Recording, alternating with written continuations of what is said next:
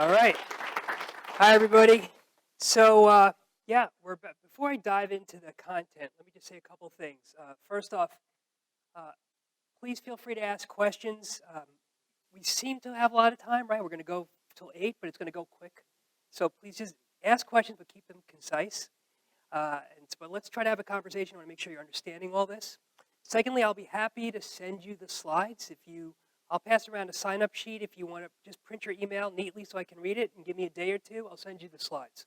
So, and you have a handout too, right? It doesn't have all the slides, but it has a few things we're going to discuss in more detail. And just a little bit about my background. Essentially, why should you listen to me, right? So first off, yeah, I'm a career coach. I've had a practice coaching clients full-time since 2008, part-time since 2004. I'm certified by Get5. They're a national outplacement career services organization. I'm also certified by LinkedIn. I'm considered a certified LinkedIn professional recruiter. I've trained their corporate clients on how to use LinkedIn to recruit. I've done, maybe hundreds and hundreds of these types of seminars. I've coached maybe over 1,000 clients at this point.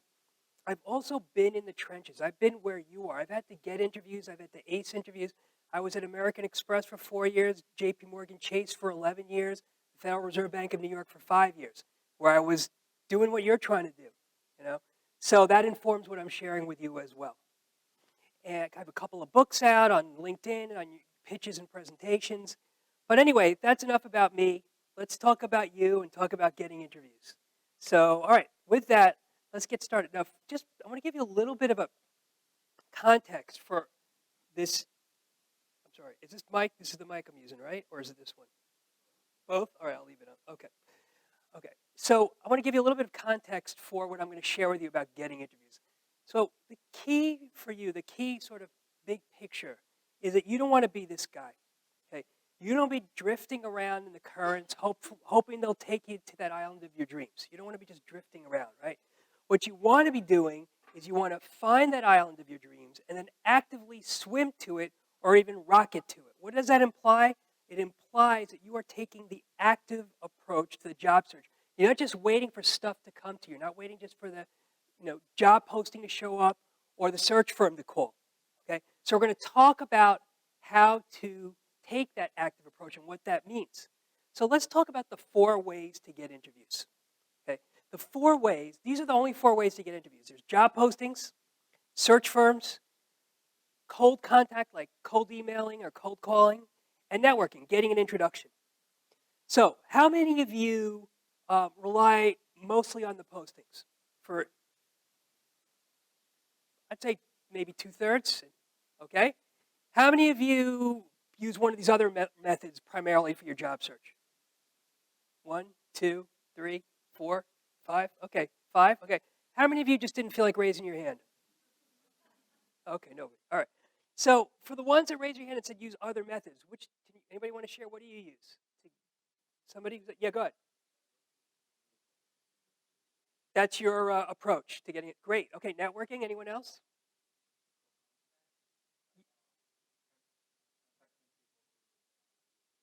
Great. So you're reaching out to people cold through LinkedIn. Okay, we're going to talk more about that. Both are great, both really important channels for getting interviews, and we're going to talk more about how to use those optimally. Anyone else want to share what they do? Oh, you work with you mean a search firm? Okay, you use search firms. Okay. And has that been useful? Yeah. Okay, great. Okay, so let's talk about all these 4 ways, okay? Now, the first 2 ways, and I understand most of you are just applying. Right? That's what I saw, right? So when clients, sometimes they come to me and they say, Rob, please help me. I've been looking for a year. I don't know what's wrong. Maybe I'm too old or too young or too tall or too short. I'm not sure what it is. But I've applied to like 100 places and nothing's happening. I haven't gotten one response. Right away, I'm thinking I already might know what the problem is. Maybe when they say I've applied to over like 100 places, right? I've been applying. I'm thinking that's maybe part of the problem right there. You're just putting too much emphasis on applying. So job postings and search firms, like applying, right, and using search firms, those are passive ways of getting interviews. Why passive? Anybody? Why do I use that word?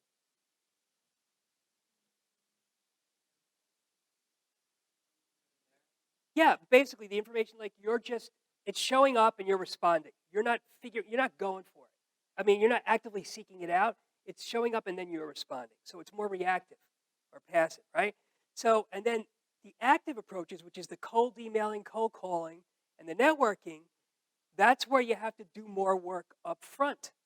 And so, but now doing more work up front sounds like a drag, right? Like, oh, I got to do more work. It's hard. I got to figure out who can introduce me, or I have to write an email to somebody I don't know. I hate doing that. I don't like this whole sales thing. It's like hard work up front. But you know something? The return on that hard work, that return on that investment that you're putting in, is going to be so much higher than if you take those passive approaches and just fill out the application or let the search firm do the work.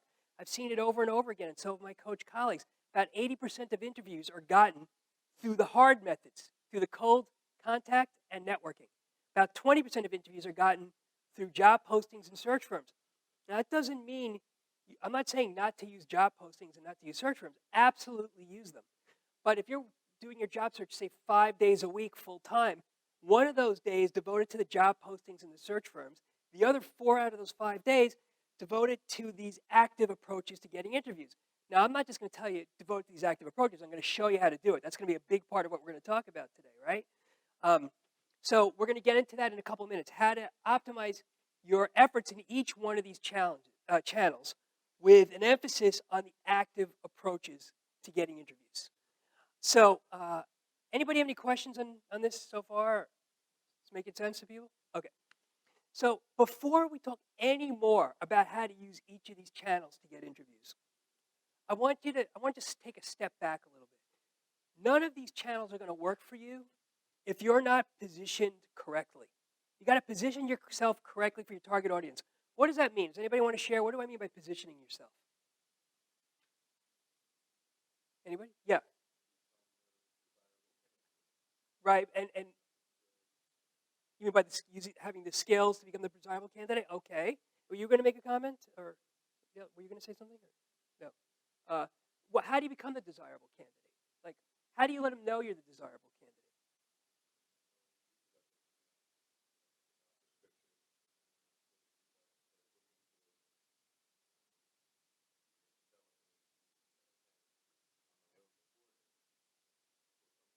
Yeah, I think you're getting it. Like, so the words, what I'm specifically looking for is you got to use the words and the phrases that are going to resonate with them. You got to use the language of the job you're going for, not the job you used to have. That's what I mean by positioning. It's, this is what you need to think about with a job search. Whatever you were doing, maybe you were a project manager or information technology, hardware administrator or whatever, creative director, you're no longer doing that in a job search. What you're doing is sales and marketing. You want to be the best salesperson in the world and the best marketer in the world.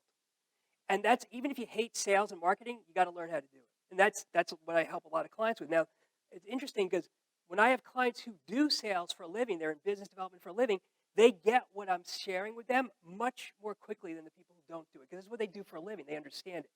In fact, I've learned some things from them, from the really good salespeople, about it, how to market yourself and sell yourself in a job search. But that's what you have to do. You got to think. You got to pretend. If you're in a job search, you got to pretend I'm the best salesperson in the world. That's the attitude you want to take. What would I do if I was the best salesperson in the world? That'll usually tell you what you need to do next. Okay? And the best salespeople and the best marketers, they're positioning themselves the right way. They're using the language of their target audience, right? They're making sure they start with the audience. It always starts with the audience when you're doing sales and marketing.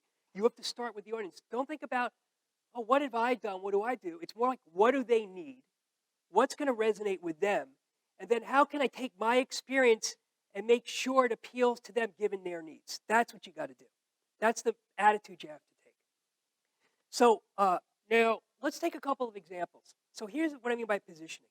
So here's an example. So I had a client who was in financial services and banking, and she wanted to move into higher education. And on her resume, so she had a couple things like this. She had double credit card balances, increased revolver retention by 57%. Like, that's revolvers, credit card revolvers, people pay interest. That's what she had on her resume. And she was going to send that to institutions of higher education, like Montclair State University or something like that, right? What's wrong with this? Right. They won't get, right. How can you, there's an easy, it's not relevant. There's a really easy way to change both of these. Okay, let's start with the first one, right? How can you change double credit card balances and just make it easily relevant to a university? Any thoughts?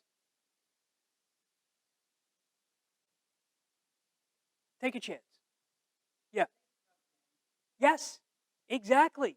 Increase revenue. Use their language. It's the same idea, right? But don't throw the word credit card in there, right? That would be like, oh, you credit card. We don't do that. We're a university. You don't get us. You don't understand us, right? Double marketing's return on investment, right? You could say it that way, right? But increased revenue, right? How about increased revolver retention by 57%? One little tweak will make it suddenly relevant to a university.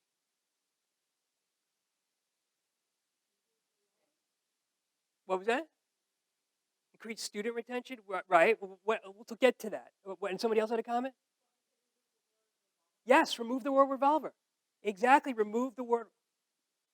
You all are getting it. I'm impressed. Right. That's exactly right. This is how you got to think, okay?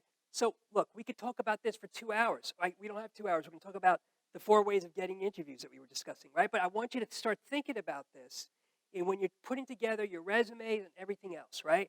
It should be that positioning needs to be in your resume, your LinkedIn profile, your emails when you write to people, in your cover letters, and when you talk to people in your pitches, right? In your interviews or informational meetings, you got to use the right language. Everybody with me on this? Okay. So enough said about that. Now, one more thing I want to say about this. Notice I say position yourself for your job target. It's really going to help you to be effective if you're very clear on what you're targeting. So sometimes clients come to me and they say, Rob, I've been looking for a year. I don't know what's wrong. And then I start talking to them. I say, so what's your job target? And they say something like, marketing. Or they say financial services. Or they say pharmaceuticals. Not enough. Like, what's marketing? Why isn't marketing a good job target? If you just said marketing, why isn't that a good job target? Yeah, right? It's too broad. You could be a chief marketing officer, or you can be a marketing analyst. Very different roles, different responsibilities and all that, right? What's wrong with financial services? Tell me. If I just said financial services, what's wrong with that? There's like 50,000 jobs in financial services, right? There's all kinds of jobs. What are you doing? So you've got to be clear. And the reason you have to be clear, even if you can do multiple things,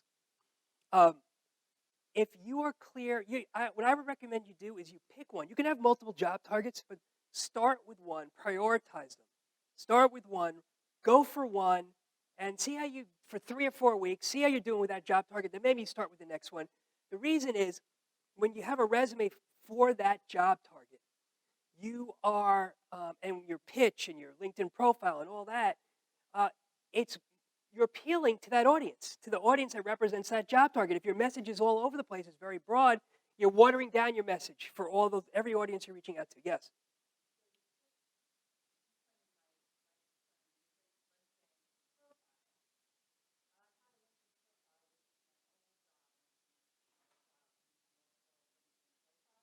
Great question. Yeah, so the question is, you have a LinkedIn profile, you have a profile for your old job. If you have more than one job target, should you have multiple LinkedIn profiles, right? Absolutely not. You never want to do that. It's good. LinkedIn is what it is. You're going to ruin the power of LinkedIn to help you if you have multiple profiles. You can only have one. With your resume, you should have one resume for each job target. Okay? You should have a different pitch. Your LinkedIn profile, you got to figure it out. Now, there's no one right answer. Should you be more broad on your profile to encompass multiple job targets, or should you be more targeted, like picking one of your targets and making that your profile? It really depends on your unique situation. That's a conversation we'd have to have. Okay? But great question. I appreciate that. Anyway, so this is how I define a job target. Your job title or job description, including your level, industry or organization type or size, right? So startups versus global multinationals, nonprofit versus for-profit, pharmaceuticals versus financial services versus information technology or whatever, okay? That's what I mean by job target. Sometimes geography matters, most of the time it doesn't. But those first 2 parameters are super important in terms of defining that audience. And then you want to pitch yourself in a way that's going to resonate with that audience. All right. And the way you figure out your positioning is you just do research. Like join associations. This is an example of association I'm involved with, right? To learn how, from the associations, how you should pitch yourself. Read the journals. Like this is a journal that financial analysts use, right? Look at the job postings. See what language they're using in the job postings. It's one of the first things I would do is look at the postings, right? Look at the LinkedIn. Talk to your alumni. I taught at NYU. That's why I threw it up there, right? LinkedIn. Look at the LinkedIn profiles. See what people put in their profiles.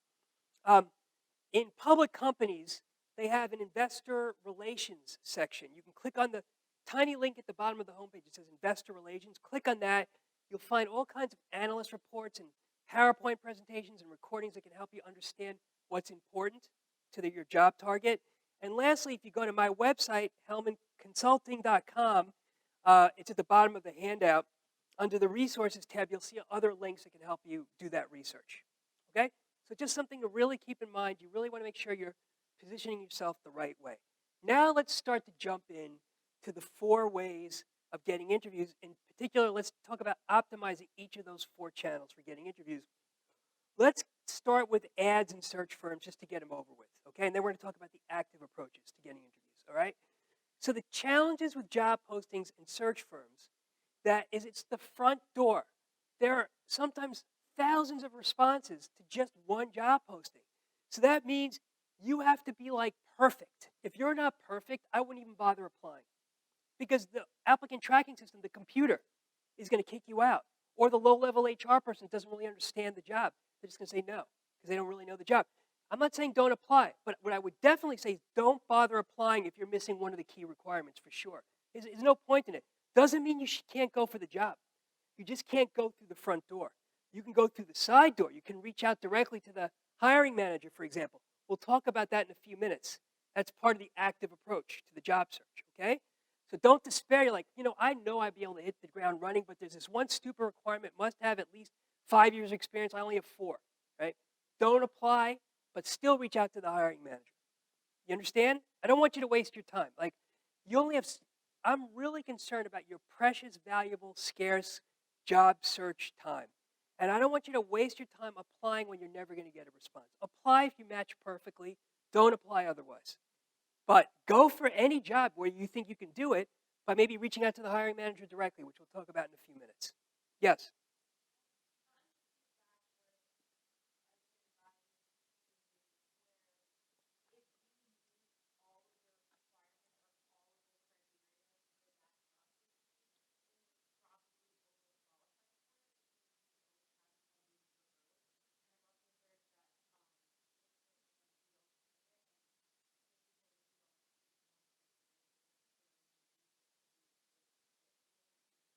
Sure. So the comment was, you heard somewhere that someone said if you match every criteria, then you're overqualified. That was one comment.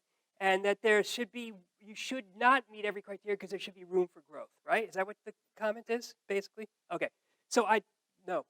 Okay? So just put yourself in a hiring manager's position. They put these requirements on here. They're thinking, we need to get someone who can do this. And then they say a plus, a positive, not right, not essential, but recommended, preferred, right?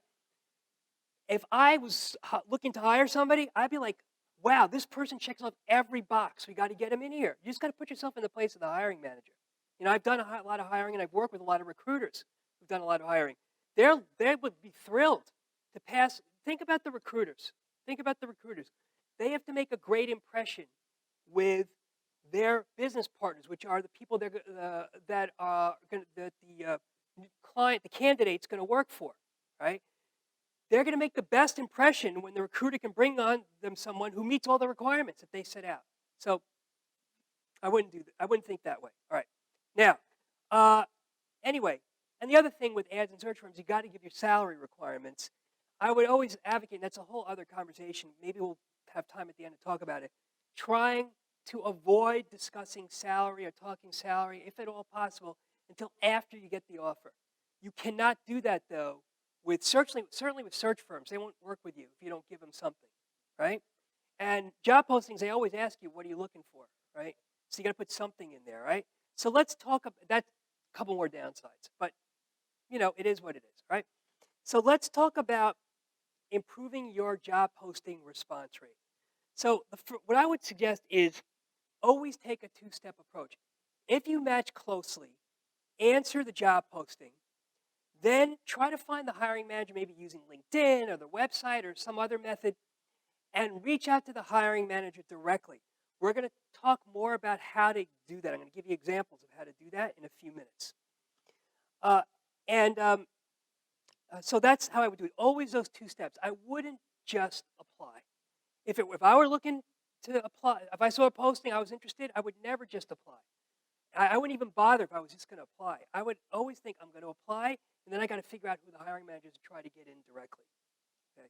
So, in fact, and I can tell you stories about this. I mean, I had one client, just to give you an example, one client applied for this divisional CFO role, right? And he said, you know what? I'm going to figure out who the global CFO is, and I'm going to write to them as well. So he did that, and he wrote to the global CFO. He said, after he applied, right, online, and he said, hey, I think we should meet. I think I can really help you. Why don't we have a conversation? They had a conversation. It turned into an interview and more interviews, and they made him an offer. While he was negotiating the offer that he ultimately accepted, he got an email from HR. Thank you for your application. Unfortunately, your requirements don't meet our needs. We'll keep your resume on file. One side doesn't know what the other side's doing. It's crazy, right? So look, do both. Try to go from every angle, get in, okay? So another thing with ads, just be careful. I'm always thinking about your valuable time, right? If you don't know the company, if you can't see who the company is, if they don't list the name of the company, I wouldn't bother applying. It's not that it's a bad ad. It might be fine, but you only have so much time. And I'd rather you spend your time either applying where you know what the company is, and it's one you want to work for, and you meet all the requirements, right? Or taking the active approaches to the job search. Not taking a chance on these blind ads. I mean, it could be headhunters who really did where the posting doesn't even exist anymore. That happens all the time. They just put a posting up. It's like some hypothetical posting. Oh, then they say, oh, yeah, that was filled, right? So you're wasting your time. You just spent all this time applying, okay? It could be your current company, which could be a problem, right? Occasionally you can get scams. You just got to be super paranoid in this day and age, unfortunately, right? But anyway, just don't waste your time, okay? Let's talk a little bit about online applications. So you got to go through the form, but I don't want you to spend a lot of time on the application. Because, again, you may not, more often than not, you're not going to get the job through the application. You're going to get it through going in directly, okay? So try not to list your salary. So say you're looking to make, you don't know what they're paying, and you want to make 150,000, right? But you don't know what they're paying, what their pay is, right? And they say, what are you looking for? They have an opening, right? List your salary requirement, right? I'd put a really low number in there. If they force you to put a number in, if they don't force you to put a number in, put open or flexible, right? If they force you to put a number in just so you can get past the form, put a really low number in, put 100,000. Or if you're looking to make 150, right? It's pretty low. It's a third lower, right? And then notate it somewhere in the open space where they describe the job. Say, note, salary requirement is a low number, which, the true requirement will be based on a greater understanding of the role, because you don't understand the role, a greater understanding of the role, and the result and the outcome of my due diligence on the market rate for that role. Because what you want to get paid is the market rate. That's what you want to get paid. That's fair. And they'll agree with that too. So that's what you want to say. Okay? All right. I just want you to get past it and notate it. Okay? If references, don't start filling out references. You know what it is with these forms?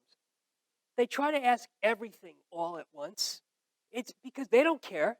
They don't care that if they bug your references unnecessarily when they have no interest in really hiring you. It's not their problem. but you don't have to give them everything they ask for. Remember, it's like a one-size-fits-all form. So you could just say, I would say top-notch references available upon strong mutual interest. For every, right, what you want to do with references, you want to protect your references. You want to protect your references because you don't want to be called unnecessarily. Also, I would say if they're really interested and you're at that point in the interview process and they say, look, if they say we need references, you say, well, are we getting close to an offer? Is that why? And they say yes. Then you say, I'll give you my references. I have great references. I need to call them first. I promise them I would let them know. That's what you should be doing. And then you tell each of the references what they should be saying, how they should be pitching you. Okay. So now, for work experience, you got to fill out the company names, right? But I don't want you to rewrite your resume on these applications. It takes too much time. And also, it doesn't do justice to your experience. Your resume does justice to your experience because you've got the bolding, the bullets, the underlying, the changing in emphasis, right? You got all that stuff. You can't do that on the online application. So what you would do in the online application where it says describe experience, have like one sentence, describe, led the X or did, responsible for Y. Please see resume for additional information and accomplishments. That's what you do. Get them to look at your resume where you can really sell yourself. Yeah.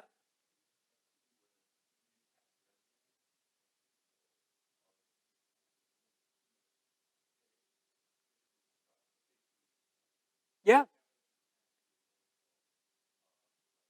Great. That saves a lot of time for you. Yeah, if that's the case, then it is what it is, right? They're pre-filling it. Just make sure, like you said, it looks clean. Yep. Okay. Thanks for that comment. Okay. So, okay. All right. We talked about this. They ask, what can we contact you? What's your supervisor's name and can we contact them? Just put to be discussed. Put to be discussed. Right? Again, it's like a one-size-fits-all form. It's not appropriate, right? Especially if you're currently working. So, all right. Okay. So, always write a cover letter. Now, I hear sometimes from clients, Rob, I hear that people don't read cover letters. Should I even bother with a cover letter? The answer is yes, you should bother with a cover letter. And the reason they don't read cover letters is because they're boring. They're not interesting. They're like big, dense paragraphs, repetitious. Like that's why they're not reading the cover letters. If you write a good cover letter that's easy to read, scannable to the human eye, we're going to talk about how to write one in a few minutes.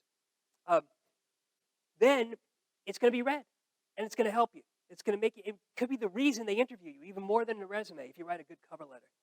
And good is the key word here. It's got to be a good cover letter, right? So one format that I think is great, if you match closely, is a format that involves your requirements versus my qualifications. So you're basically listing, saying, here's what you said you wanted in the posting, like you're excerpting the posting, and then next to it, underneath it, you're saying your response, right? So you're making it super easy for them to see how you match up, or super easy for the computer, the applicant tracking system, to see how you match up. It can be very effective if you match closely. Now, if you don't match that closely, you probably don't want to use this format because it could highlight that you're missing something, okay? Now, what you want to do, just think about what I'm saying here. A lot of these postings have lots and lots of requirements and qualifications and all that stuff. I don't want you to make a 20-page cover letter, right? You got to pick and choose. Just pull out a few of the key requirements so it just helps them see you're being really responsive to what they're looking for. Okay? You got to pick and choose the best ones. Okay? You don't have to be perfect. Like in terms of like, if they have a 3-line requirement, you don't have to have all 3 lines from the requirement. Just pull out an excerpt of the requirement, the first few words, right? I gave you an example. If you look at the handout, do I have a copy of it here? It's over here. You can just see this, right? We don't have to read it word by word. You can see it's a longer letter than typical, but it's a great letter because it's so easy for them to see how my client matches up with their requirements. They love it. In fact, I mean, many of my clients have done really well with these types of letters, even if they end up being longer. You can see the letter part. Do you see this on the ad response example, right, in the front? It's with great enthusiasm that I present my candidacy. I'm not going to read it, but the letter part is super short, right? Then she says, your requirements are my qualifications. And she just gives it right back to them. They say bachelor's degree absolutely required, master's degree preferred. I have a master's in public health, right? 5 years supervisory program development experience. I have 13 years of multiple after-school youth programs, many of them award-winning. She just gives it right back to them, right? You see, and she does that throughout. Whatever they say they need, she just gives it right back. Knowledge of youth development programming, a plus on the next page. My program development, she talks about the youth development programming that she has, right? So don't be creative here. Don't be creative. Just give it right back to them. Whatever they say they need, just spit it right back to them. Same language, okay? And you can use bullets from your resume. Like, you can be repetitious. So people say, well, maybe I should have different accomplishments on the cover letter because it shouldn't be the same as the resume. Not a good idea. Not a good idea. I'll tell you why. Remember, you want to be the best salesperson and the best marketer in the world, right? Marketing people know that repetition is good. I'll repeat myself, repetition is good because it reinforces your message. It makes your message stick. So there's something like you have to repeat at least 3 times for anyone to remember something. You've probably heard that before, right? So you want the same message to appear over and over again in your cover letters, in your resume, in your LinkedIn profile if possible, in your pitch, in your emails, the same marketing message, the same accomplishments over and over so they remember it, so it sticks, okay? So keep that in mind. Anyway, so you can read this example more on your own, but this is just an idea about how you might do something like this. Okay, yeah.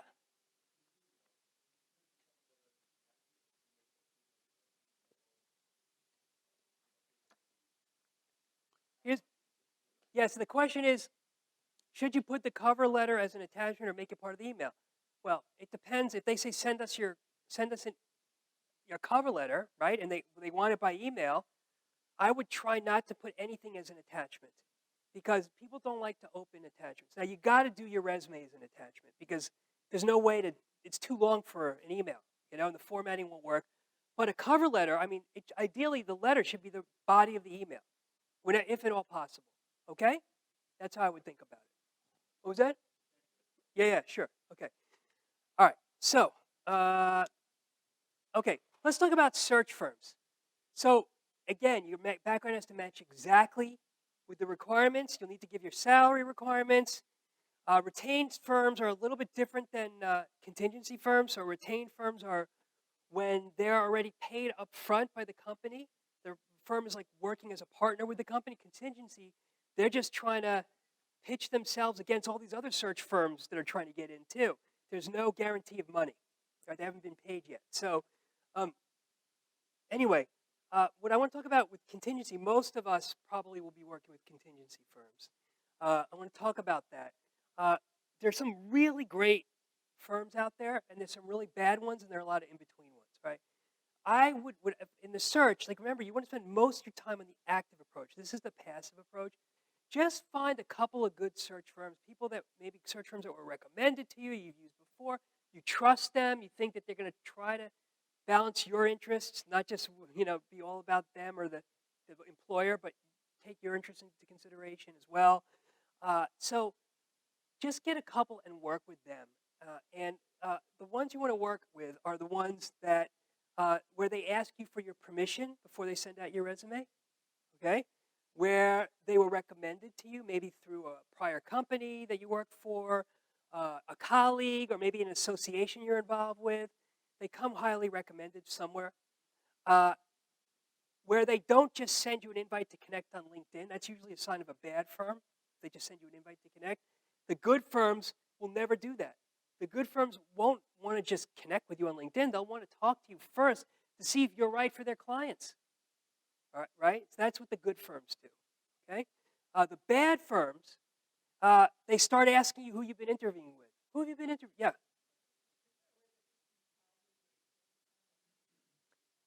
They'll say we've been retained by, they'll tell you, right? Assume they're a contingency, right? They'll say we've been retained by whoever to do this search. Okay? So the bad firms start asking you, so who have you been interviewing with? Yeah. Right away, they're just fishing. You know there's a problem, right? They're on a fishing expedition that might even hurt you because they'll be like, oh, she's interviewing with that company. Maybe we better try to get in there. They're hiring, right? So they'll send your resume out without telling you, which could be a problem because give me 1 second, say you're already interviewing with this company, or say you have contacts in that company. You don't need the search firm. The search firm sends your resume to this company. Suddenly, you look a lot more expensive to this company because the company might have to feel like they have to pay a third of your first year salary to the search firm if they hire you. That's happened before. It can ruin your candidacy. Yes.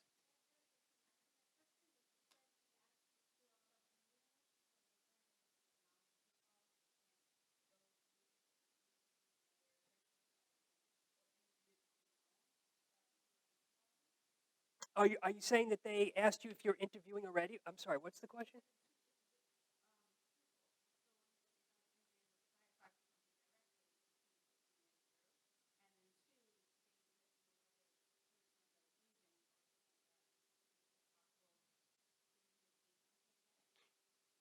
I don't. Other search firm. No good search firm is going to ask you like search firms you're using. I'm glad they asked you. They won't care about that. They're not going to ask you what other search firms you're using. All right, it's first I've heard of that. Yeah, and after working with hundreds and hundreds of clients, but the fact that they asked you if you're already interviewing there, they asked you. So what did they say? That we have a company where we want to send your resume to, and are you already in? And that's great that they're doing that, right? They're not just sending your resume out without talking to you about it first, right? Yeah, yeah. Well, I'm sorry. What's your thought on it?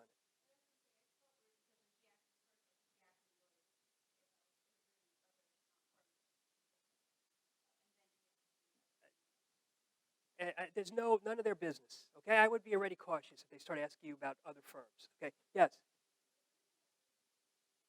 Oh, a search firm?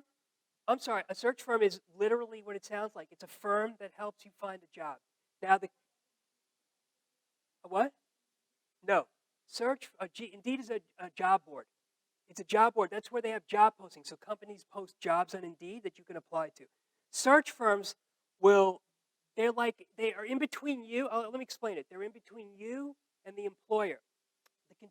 The search firms don't work for you. They work for the employer. They're going to get paid by the employer. So you always have to keep that in mind. At the same time, the good ones can be very helpful to you because they have a lot of contacts with different employers. And if they're good and they're ethical, they could be of good help to you. Does that answer your question? Okay. All right. So here's this role of the search firm. Okay. The search firm's job is to get you the interview, right?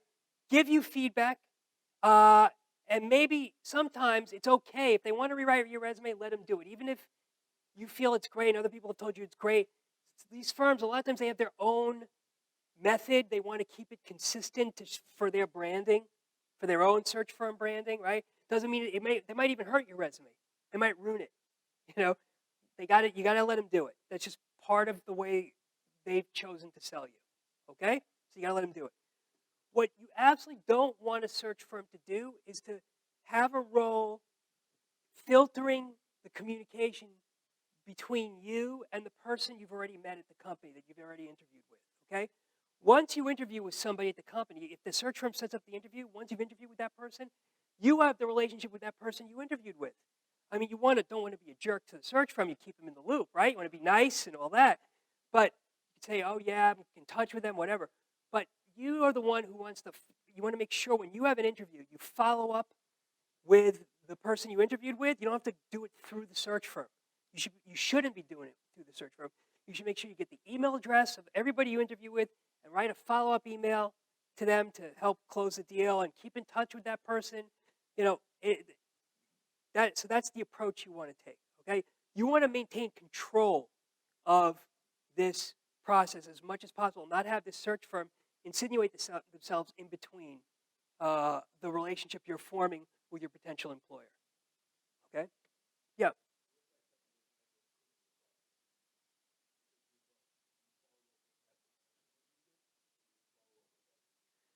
Okay, the question is, if their company has a recruiting department, right, of course, which most companies do, unless they're very small, they and they're bringing you in. The HR recruiter contacted you, and then they passed you on to other people, to the hiring manager for an interview, right? So you met with the hiring manager. Do you follow up with the HR person? Your primary responsibility is to follow up with the person you just interviewed with, the hiring manager, because they just told you, here's what we're looking for. You say in the follow-up, it should be, I have that, right? And by the way, I also have this other thing we didn't discuss, and try to make the sale, close the deal, and you follow up. Now, if you want to be nice, which you should want to be in an interview situation, you should email the HR manager too, the recruiter too, and say, hey, I just met with the hiring manager. It was a great conversation. Looking forward to continuing it, right? Absolutely, you can do that. Just to relationship, but sales, right? Manage that relationship. But no, you don't there's no protocol. I mean, you got to think about this. This is not like, you got to change your mindset. Everybody, this is for everybody, not just you, right? You got to change your mindset. It should not be about like, I am the good little interviewee. I hope they pick me. This is like a business meeting. This is a business situation here. You're trying to make a sale, right? So it's not about like filtering everything through the HR recruiter or the search firm. You got to have relationships with every single person you're meeting with. That's the way you do it. Okay, that's being business savvy. Okay. Okay.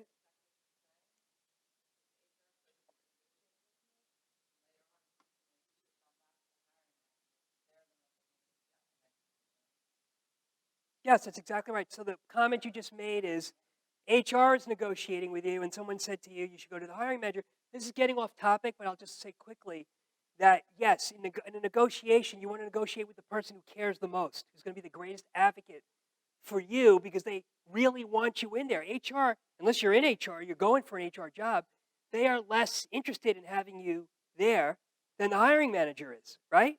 They don't care as much. The hiring manager, it's like, means everything to them that you come in on board. So, okay, let's jump over to the active approach to the job search. Any more questions on job postings and search firms before we move on to this? Okay, great. You're all good with that, right? Okay, awesome. And you know what? I'm going to pass around the sign-up sheet just because, as I mentioned, I will send you the slides. So let me just pass this around so before I forget. If you could just fill it out, pass it back. Just write your name neatly so I can read it. Write your email address neatly so I can read it, and you'll give me a day or two, okay? Just pass it straight back and just pass it up to me when you're done. Thank you. To the side, too. Thanks. All right. So now let's talk about the active approach to the job search. So the active approach can really turbocharge your job search. As I mentioned before, most interviews are gotten through these active approaches. So I want to talk about networking and cold contact. That's what we're going to be talking about, right? So let's start off with networking. Okay. So networking is getting introductions and building relationships over time. Now, both of these points, they're two different points. Getting introductions and building relationships over time. The second part, building relationships, is so important. It's where people drop the ball. Okay? It's so important. You keep in touch. You want to try to form lifelong relationships, recontact people. It's not enough to just meet someone. I had a client who said, Rob, I'm a great networker. I met someone on the train who was at this company that I want to work at. And I said, oh, what happened? I said, oh, they gave me, I asked for a contact for marketing roles, and she gave me an HR person. And I said, of course she gave you an HR person because the HR is like the Department of Employment Prevention, right? They're just using HR. She doesn't want to give you her valuable marketing contacts. She's just passing you off onto HR because she doesn't know you, right? The people, you've got to build relationships with people so they'll really want to help you, okay? And then hopefully you'll want to help them. It's both. It goes both ways. That's what networking is, right? It's mutual. So the contacting is very important. 50% is just meeting someone. I had a client who came to me and said, Rob, I've been looking for like a year, and it's just having so much trouble. Nothing's happening. I said, well, tell me about your search. What have you been doing? She said, well, I had a lot of great meetings like a year ago. I said, well, what happened to those meetings? She said, well, I lost touch with all those people. I was thinking to myself, and I told her, I said, if you had kept in touch with them, you probably wouldn't be talking to me right now. You would have had a job a long time ago. you gotta keep in touch with everybody. You gotta set yourself up for that. We'll talk about how to do that, okay? And now, networking helps you for a lot of obvious and sometimes not so obvious reasons. First off, it helps you to learn what's going on in your field. If you're networking in your field, you can learn about the latest techniques, strategies, business intelligence, all that stuff. It's useful for that, you know. It also helps you learn about what career options are best for you, what job postings might be best for you, right? Tap into that hidden job market. What I mean by the hidden job market is the jobs that aren't yet posted, the unadvertised jobs. You can find those out by talking to people in a position to hire you and getting introduced to those people through your network, okay? So first of all, in order to network, you got to have a network, right? So let's talk about how you get a network, how to build your network. First off, you want to think big about your existing network. It's not just like the 5 people you talk with every week. You know, it's your it's the colleagues from 10 years ago, old professors that you had many years at Montclair State University. It's people you worked with, you know, maybe 15, 20 years ago, but you didn't dislike them, they didn't dislike you. Your dentist, your family, your friends, your neighbor, they're all in your network. Vendors, acquaintances, school classmates, all that, right? Everybody's in your network. Just anybody who might have a positive impression of you, who might be open to helping you, is in your network. I had a client recently who was connected to somebody on LinkedIn he hadn't talked to in 18 years. They went to business school together 18 years ago. He saw that this guy was working at a company he was interested in. He reached out to him. He said, hey, it's been a long time. Looks like you've had a successful career. Congratulations. You're at a company I'm really interested in. Long story short, he ended up getting an interview. That's the kind of thing. I had someone who reached out to me who I hadn't worked with in 20 years. I worked with him in the mid-90s when I was at J.P. Morgan. And he reached out to me and said, and I remembered him. We worked together for maybe 2 years, like 20 years ago. Had some, good positive memories, he said, there's somebody I see you're connected to. Can you connect me with them? And I was happy to do it, right? So that's what you got to do. You got to be really thinking broadly about your network and get over any kind of hesitation you have about contacting people you've been out of touch with, okay? I'll give you another example, because I think it's just so important. I had a client who didn't know their neighbor that well, but had the neighbor's email address and included this neighbor on a mass email letting everybody in her network know about what her job search and what she was looking for. And this is someone she just didn't know well, but she happened to have the email address. Turns out the neighbor responded, her husband's brother's wife worked for the CFO of this company. She ended up getting interviewed through some crazy connection like that, right? You just never know. It's often the people you least expect are the ones that are going to come through for you too. And I think there's some reason for that too, that happens, because the people you know well, they've already helped you as much as they can. Or maybe they already sort of take the relationship for granted. The people you don't know well, this is the time you're like giving them an invitation to become better friends with you, to get to know you better. It's something new for them, a new relationship that they might like to pursue. So that's why it often is more productive to reach out to the people you don't know that well. So I would say other things you can do to build and maintain your network, including just thinking of what you already have, is joining the right associations. I would say in a job search, joining the right association is one of the most important, most effective things you can do. So, I've been on the board of the Association for Talent Development. That's for talent development professionals and people in HR. If you are in marketing, you might join the American Marketing Association.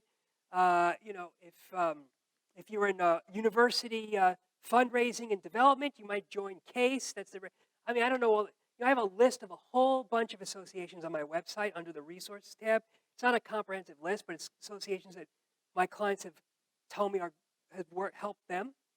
But the reason I want you to join these associations is, first off, you can get access to the entire membership list of that association.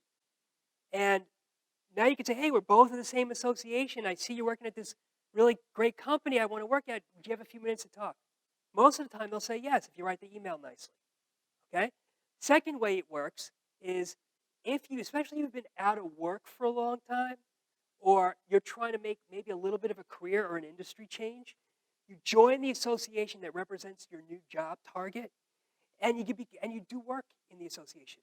Oh, thank you. I appreciate it. Awesome, awesome. Thanks a lot. There's one more floating around when you guys are done. Just bring it up. Okay. Thank you. Oh, thanks. So, so you join the association that represents that job target, and you get involved. Thank you. You get involved with the association. So they no longer see you as a resume or as a career changer, right? Or as a piece of paper. They see you as that person who did that great thing in the association on the board or running that committee or helping to run that committee. I mean, I've seen it work. Just me being involved in the Association for Talent Development, for example, if I wanted to get a job, I could get interviews left and right. I don't know if they'd hire me, but I could certainly get the interviews. I know all the people, right? Because of my involvement.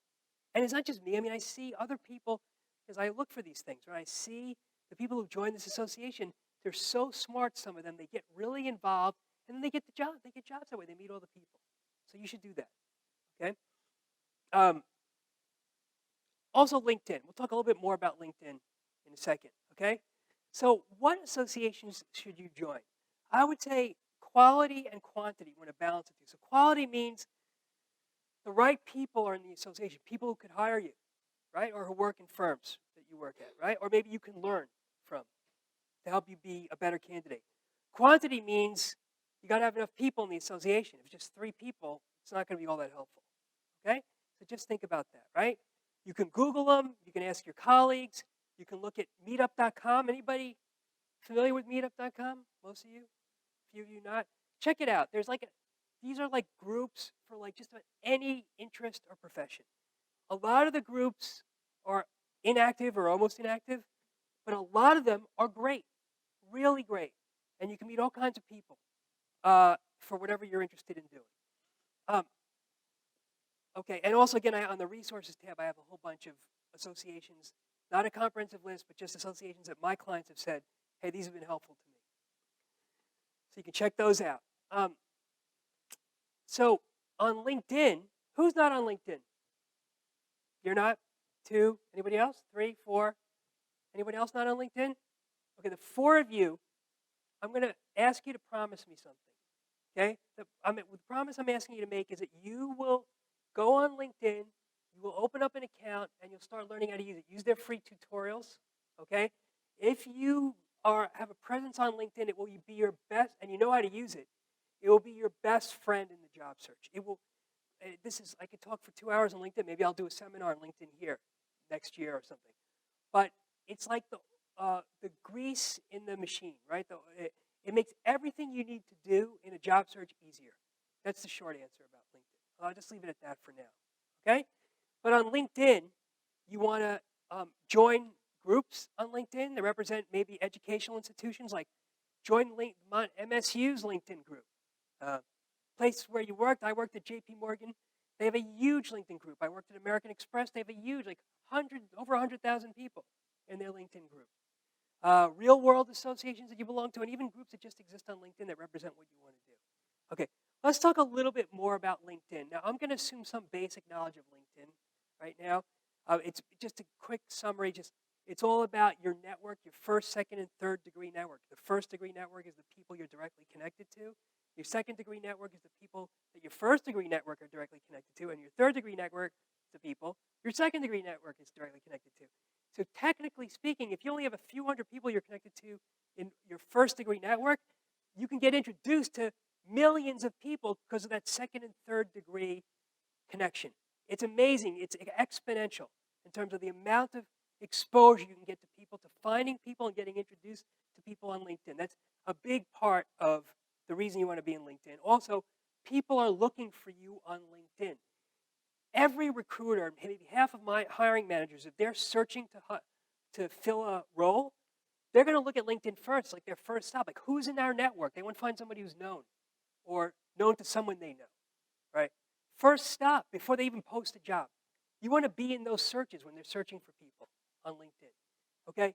So, anyway, so you got to have a network on LinkedIn. Yeah.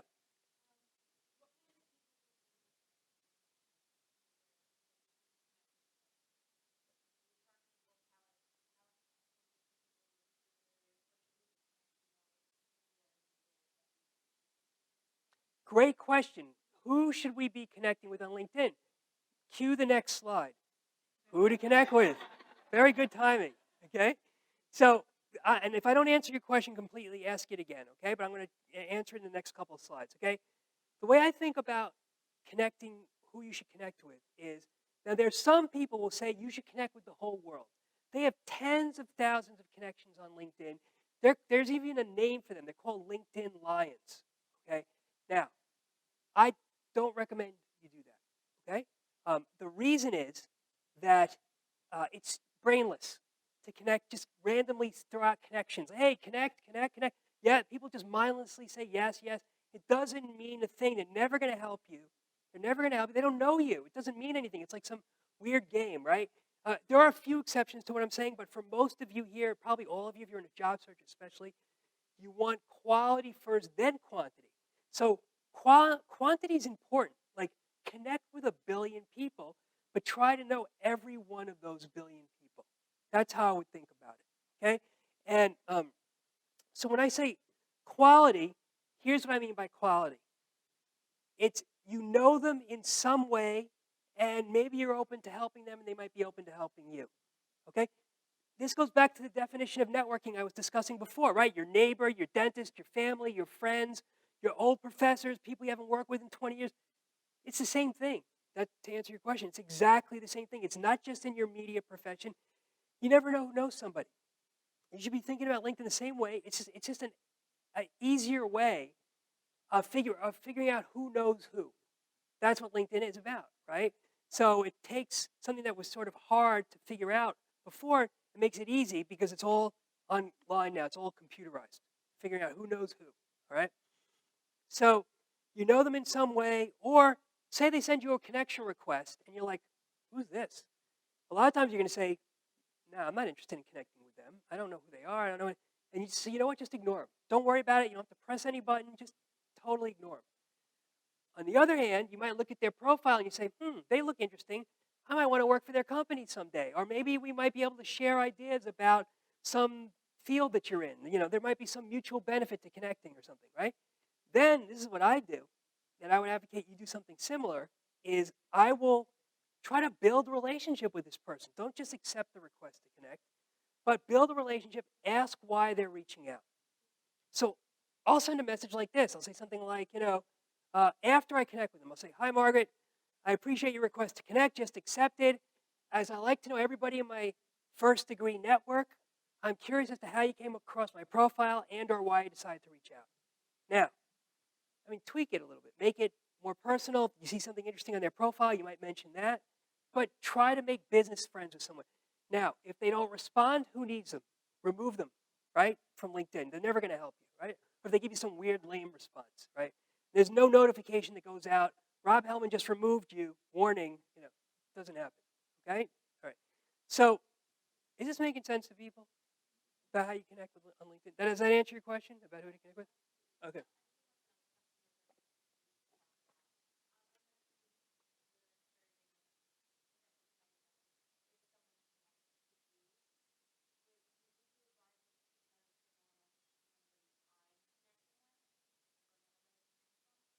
Absolutely. Great question. So the question is, if you're connecting to somebody else, should you send a message to them?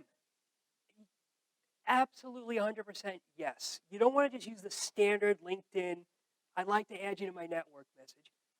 This is about relationships. Remember, building relationships. That's what LinkedIn is, a networking tool. Remember what the definition of networking is: building relationships over time, right? Keeping in touch, building relationships. So you got it. Hey, great, have taken that class with you, or nice meeting you at the conference. I look forward to keeping in touch. At least that, right? So yes, try to always make it a personal message. Build that relationship. Okay. So I challenge all of you who don't have a significant presence on LinkedIn to get quickly to 200 people. Now, how do you do that? You're thinking, I only know 5 people, right?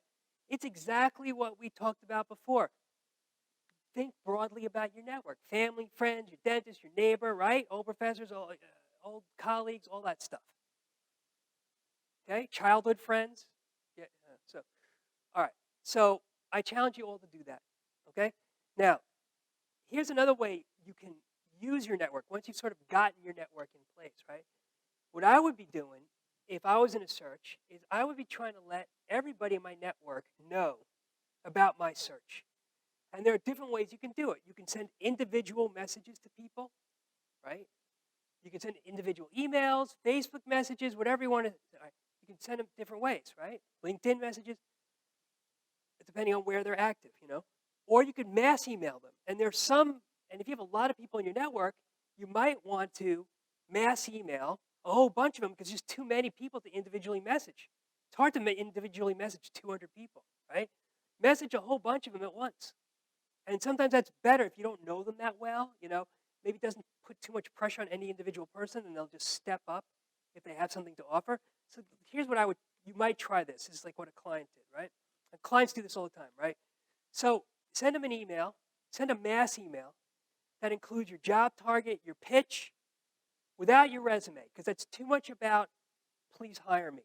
It's too much about please hire me. I don't want that. I want you to get informational meetings with people at companies where you want to work. That's the goal here. Ideally with people who can hire you, whether or not there's an opening. We'll talk more about the strategy in a few minutes. Okay? Your pitch, ask for help with contacts in a department at a whole bunch of firms you list. List the firms in the email because when they see the firms you're interested in or the organizations, it jogs their memory. Okay? Don't just say, information technology. Just say IBM and Google or whatever, IT firms, Oracle. List the specific firms. Then, I know somebody at IBM. It jogs their memory. Okay. Say you will not be asking for or expecting a job, but rather just want to have a 10-minute conversation to see where you fit into the organization, where you might be able to help down the road. Okay. Blind copy all the recipients, because some people might not want to have their emails exposed. Make sure you do that. Here's an example. This is in your handout, okay? So you can read it on your own, but basically you're going to see, we're going to look at a lot of examples in the next few minutes of emails to people either you were introduced to or to people you don't even know, cold emails. They all have one thing in common. This pitch, see a reminder of my background with the bulleted accomplishments here?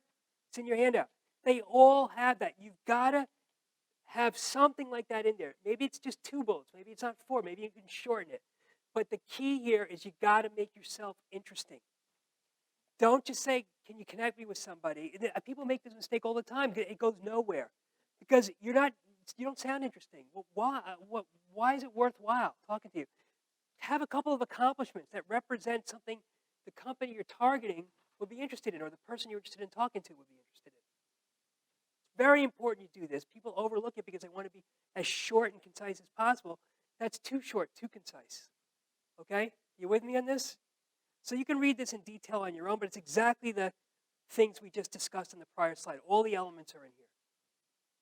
Okay? So you got that handout to look at. Okay. Now, when you're reaching out to individuals, if you're going to, so I've been telling you, Rob, you're probably hearing this. You're saying to yourself, Rob has been saying, I should reach out to people I don't even know. I should contact people in my network and ask for introductions. I don't know what to say. Well, how should I even go about doing this? Why would they even respond to me? Why would they care, right? I'm going to tell you how to do it. I'm going to answer that question, why they would care, and show you how to make them care, okay? So the first thing to think about is you may want to change your tone in your messages when you're reaching out to individuals based on whether you know there's an opening or whether it's just an informational meeting, right, that you're going for. If you know there's an opening, you can be much more hard-hitting and more assertive. If it's more about an informational meeting where you don't know there's an opening, maybe you want to be a little bit more like, I'd greatly appreciate, or I'd be grateful for a few minutes of your time. Perhaps it'll be mutually beneficial. Language like that, a little bit softer, because it's not clear that they want to do it, and maybe you can throw that element in there too to, show that it's you're at the very least a nice person, right? So, but before we get into any more detail about that, I'd like to have you look at an email. Let me give you the background here. We're going to look at an email. It's in the handout of somebody who was who knew there was an opening. He knew there was an opening, and he wrote this email. And I want you to look at the before email. Don't look at the after. Just find where it says before. See where it says before? Just read it and tell me what you think of it without looking in the after. This is where the guy knew he knew there was an opening, and he was looking for an analyst role at this company, a senior business and economics analyst. So take 30 seconds to read it, and then I want to hear what you think of it.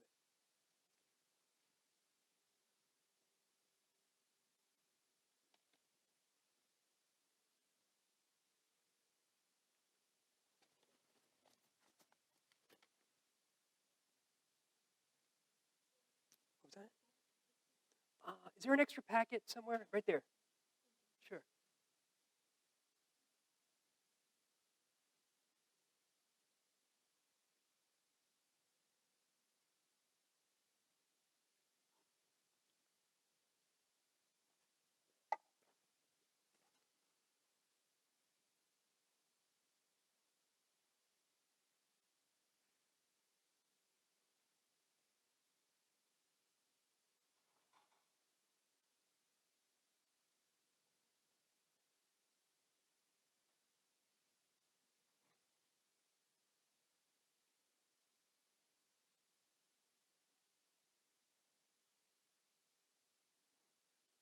Okay. Is that enough time?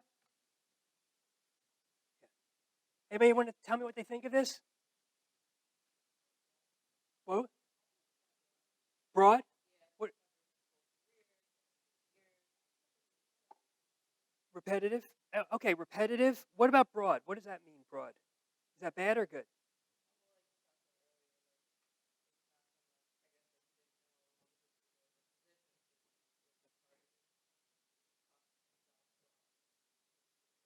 Okay, so you think it's so he knew there was an opening, a specific opening, but he's talking very broadly about his career. It doesn't seem targeted to you. Is that what you're saying? Okay, and then repetitive. I heard you say that. And somebody else have a comment? Yeah.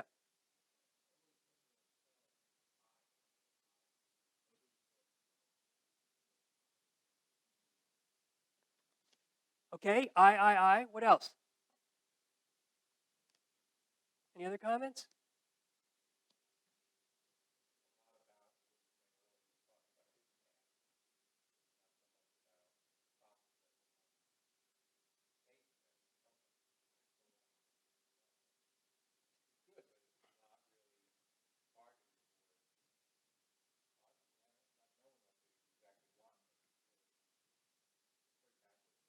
Yeah, I would agree. So he's not talking about how he can help them. He's just talking about his past, but not. I think that's a really important point, and I think a couple of you mentioned, someone else mentioned it too. I think the I is sort of related to that. It's not about you giving your needs, right? It's all about me, I, right? It's all about like what I've done, but not in the context of how I can help you. Couldn't agree more, right? Uh, I think it's repetitive. Whoever said that, you said it, right? Yeah, absolutely repetitive. I mean, just more words, right? That makes it that much less likely that the stuff you want to stand out is going to stand out. You know, I think it's Someone said very broad, right? Right, broad. I think related to that is it's unstructured. It's not like it's kind of a little bit all over the place, meandering. There's a way you want to think about these emails, and even your resume, your LinkedIn profile, all of it is they're looking at any individual document for 15 seconds at most, and they're saying no or maybe. Okay, they're looking at it so quickly. Some research on resume says it's only 8 seconds, right? Something like this. They're not looking at this more than 15 seconds. It's too much. It's too much. They're not going to read all this. You want to make it as concise as possible. Doesn't mean shorten it too much. Like it doesn't mean take out your pitch, like in that example we were looking at before with the bulleted accomplishments. You got to put some things in there, but don't be repetitive. Don't be all over the place. Really keep a tight focus. Make every word count. This guy didn't do that. I'll throw in a couple of other things, right? Look at the email address. What do you think of the email address? What's wrong with it? Doggy23 for a business analyst? Maybe for a dog walker, it would be perfect, right? If you're going for a dog walker, it's like a great email, right? Put something professional up there, right? Hello. What about that as a subject line? Hello. What's wrong with that? I would think it would probably spam, right? Somebody you don't know, right? Yeah, yeah. So let's look at the after email. Tell me what you think of it. Let's flip it over.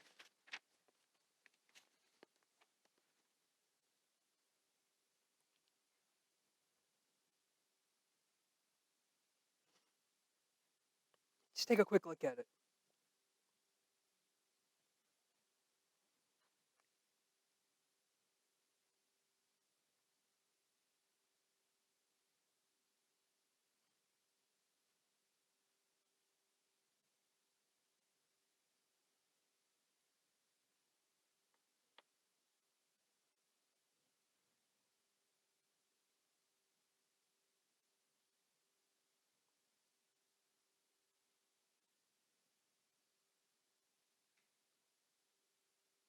So what do you all think of it? Better? In what ways is it better? Clear and direct? What does it mean to be direct? What does it mean direct? Like not meandering anymore, right? Yeah. Sorry, you going to say something? Oh, no. Yeah. Easier with I agree. It's easier. I would think about it. It's like easy. It's scannable to the human eye. Someone could just zoom through it and scan it, and they could pick out the points really easily. I think it's a good point. Yeah.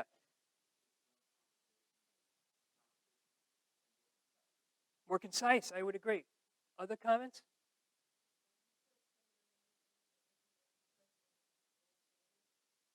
Yeah, he bolded a few things, right? Anything you can do to again make it scannable, to have things jump off the page and into their brain quickly is good. This isn't like English literature 101, right? This is like business writing. It's all about communicating your value super fast. Okay. So that's what this person tried to do in the after email. Any other thoughts? Yeah. And what do you think about that?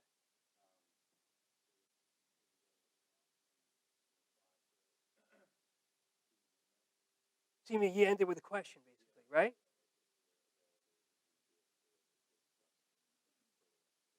Yeah, I think that's a technique that can be useful. Like you end with a question, it makes them want to reply. You know? And the other thing is, and that a couple of you mentioned, in this case, he's not just saying me, me, me. He's saying like, my, where I understand you are seeking to grow your presence, right? He's using language like that, right? I understand that your company culture reflects these same values, right? He's talking about them too. It's not just about him. It's about him in the context of them.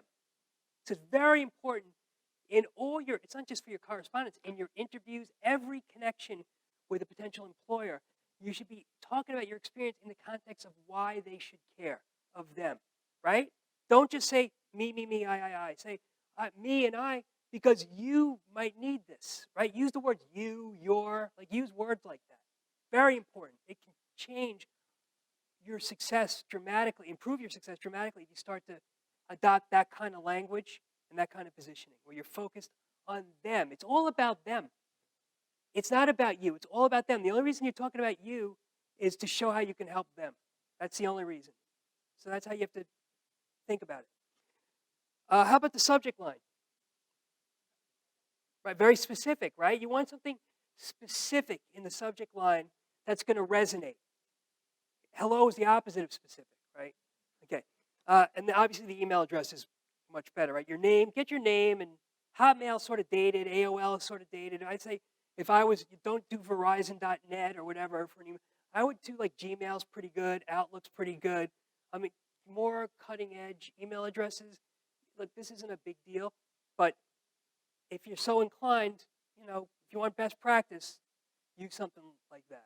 It's not 90s, like AOL or something. Okay, so let's talk more about the types of emails you should be using. Okay. What was that?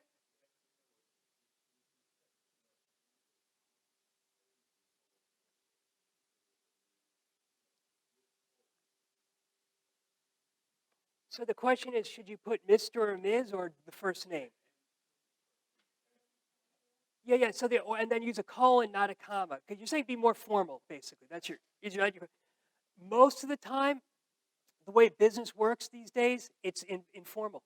It's supposed to be less what's the word, hierarchical or something like that. It's just not always. So there may be some exceptions to what I'm saying, but I'd say 80% of the time you want to use the first name with a comma. Okay? All right. So just to summarize, do's and don'ts of business writing, just very important. Make the format easily scannable. Short paragraphs, right? If you're thinking about like an 8.5 by 11 sheet of paper with an 11-point font, like Arial 11 point, no more than 7 lines in any paragraph. And even that's too long. I would make it less, like 7's like the most. Okay? Consider using bullets, underlining bold headings. Show appreciation where appropriate. Strike the right tone. Is it assertive? Is it deferential? Make sure you are talking to your audience in a way that's going to get them to respond. Okay? If you're asking them for a favor, make sure you say, I'd really appreciate it, or I'd be grateful, or something like that, right? People forget to do this, right? So don't forget, it's very important you do that, right? Make it relevant or useful to them. Make sure it's tailored to the individual. Like if you notice in that after email, we also talked about, I see we share free mutual connections on LinkedIn, right? You can throw something personal in like that. Make sure you clearly state the action you want and incorporate your pitch, those bulleted accomplishments, your pitch, your value. What differentiates you from the competition for this kind of role that you're going for, okay? I would always default to email over postal mail. Not that postal mail can't work, and sometimes it can. It can help you to stand out, but it's such a pain in the neck. I mean, it's just like, oh, you got to get the printer jams, and then you got to remember you don't have any stamps, and you got to print the envelope, and it's just like a pain, a real hassle. Everybody reads their email, and this is about business, So if you want to really stand out, maybe do both. But I would always do an email. Maybe do both if you really want to take the time. But you only have so much time in a day. I probably wouldn't even bother writing a letter. Although every so often I'll hear somebody say, I got noticed because I sent the letter by priority mail. So it comes in a big envelope, so it stood out. Very often those letters, they'll be sitting in the inbox for 2 weeks in modern offices. That's how it is. So, okay, don't use big, dense paragraphs. Don't be repetitive. Don't come across as insincere. Here's what I mean by that. I think your company is great. What does great mean? It does, and you could say that about any company. That doesn't feel special to me, right? I think it's great how your company did X, right? That's starting to be a little bit more believable, right? That's what I mean by insincere. You want to be authentic, right? You don't want to say, I'm a problem solver, results-oriented. Who here is not results-oriented? Anybody? Anybody's not results-oriented? Everybody's results-oriented. I mean, don't use these generic words in terms of talking about your experience at everybody. Of course you're a problem solver. Everybody's a problem solver. You have to be, okay, to get a job. I say don't be annoying. If you're following up or if you're, asking for things that you don't really need to ask for but just betray your insecurity about a job search process, then don't do it. Leave it out, okay? You don't need to know the status of anything unless it's important for your decision making, okay? Then maybe you ask, okay? Be careful of spelling and grammar errors, okay? This is that part of the pitch with the bulleted accomplishments. I could talk for 2 hours on this, right? I do pitch workshops. A couple of you, I think, have been at them. We're not doing that today.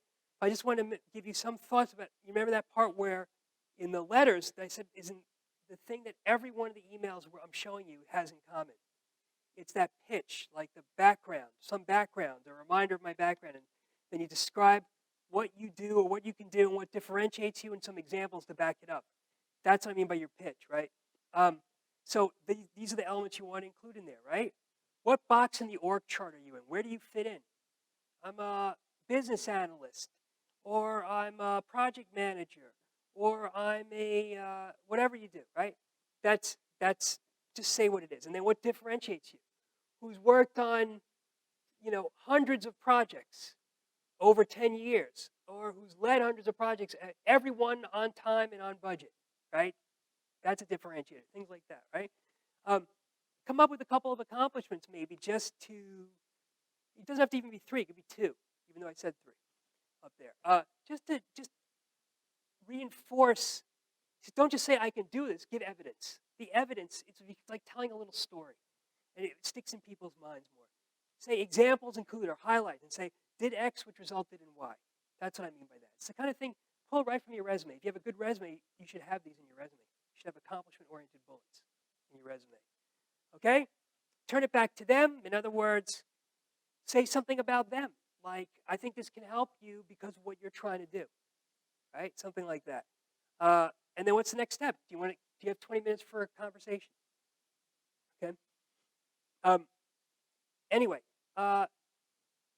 so I'd say, this could be 5 paragraphs. So this is just a rough guide. I put 4 here, but 4 or 5, right?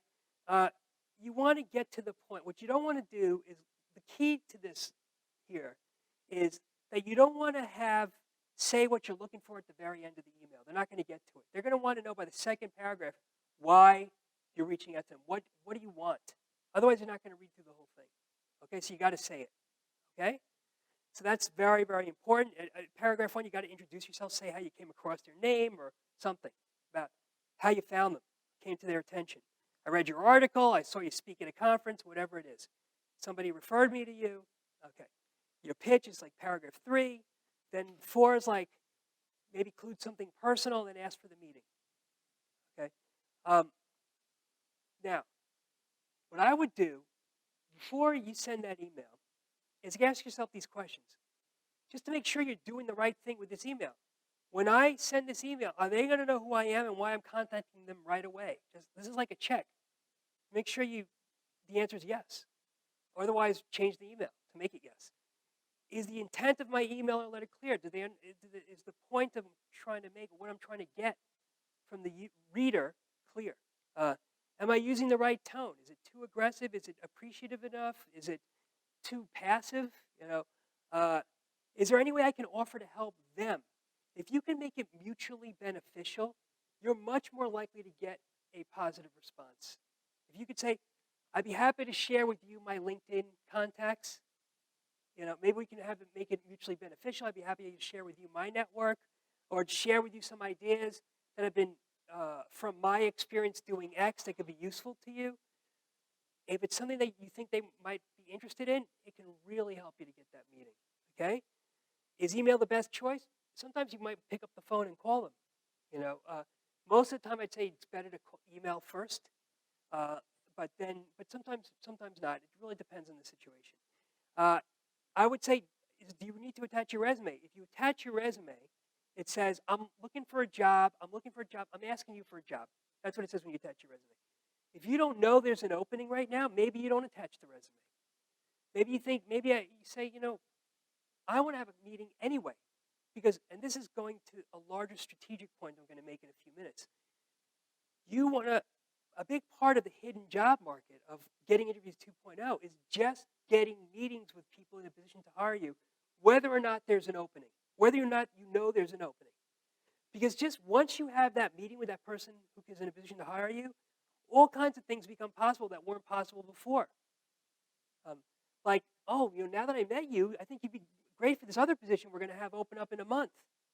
Or, too bad we didn't talk 6 months ago when we really needed someone like you. That should be music to your ears if you hear that, because that means you're pitching yourself the right way and you're talking to the right people. Then the next question is, well, I appreciate hearing that. Who should I be talking to? Or, let's keep in touch. And then you keep in touch, and a month later they have something, right? Or they hear of something. So, anyway, you want to get these meetings. That's your goal. Get meetings with people in a position to hire you. We're going to talk more about that in a few minutes. Let's just do another one. Let's look at another example. We're not going to go through every one of these examples. I included a lot in here. You can read them all on your own. This is another one where the person saw the job posting, and here's what they did. I'm going to really explain this to you. They saw the job posting, and they applied, but then they sent this email by finding the hiring manager on LinkedIn. They figured it out. And what you want to do when you know there's a posting, try to target someone who's 1 or 2 levels above your level, either the hiring manager or the boss of the hiring manager. Try to figure out who that is. They wrote a super hard-hitting email. If you read this, you'll see it's very hard-hitting. It's very assertive, but it worked. It worked for my client. In this case, it's worked for a lot of clients because in this case, the person they're writing to has a need for this role. Now I want to mention a couple of things. They didn't mention the job posting anywhere. The reason they didn't mention the job posting is because, for 2 reasons. Number one, you want to open up other possibilities. So you send this email, they might say, you know what, she or he would be great for that opening, but also would be great for another position that's going to open up in 3 weeks. Right? If you mention the job posting, they don't think that way necessarily. Okay. The second thing is, they see the job posting referred to, they might say, you know what, I should just send this to HR. I don't want to go around the bureaucracy. I don't want that to happen. Okay. This is about going around the bureaucracy, about going around HR. So don't mention the HR-related stuff like the job posting, okay?